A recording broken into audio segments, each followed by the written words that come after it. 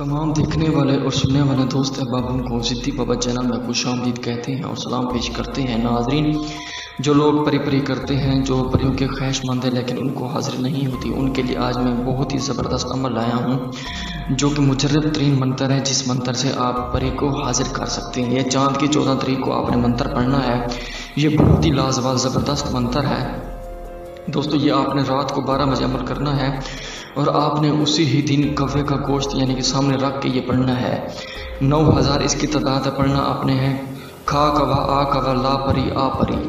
ये दोबारा पढ़ के आपको मैं सुनाता हूँ। ये मुजर्रब तरीन अमल है, बंगाल का ये मंतर है जो कि बंगाली ने एक बताया था, उसका बताया हुआ ये अमल है। ये अमल बताने का नहीं था दोस्तों, बहुत ही ज़बरदस्त अमल है।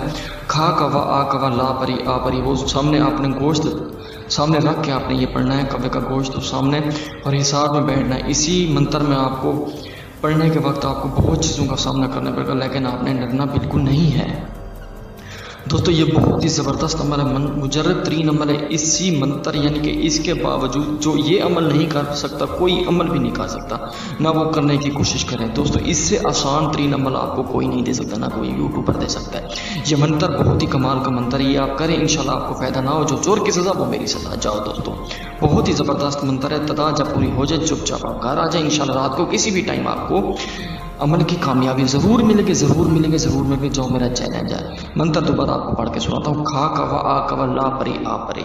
ठीक है दोस्तों, ये पढ़ के आपने पूरी तादाद में वापस आ जाना है।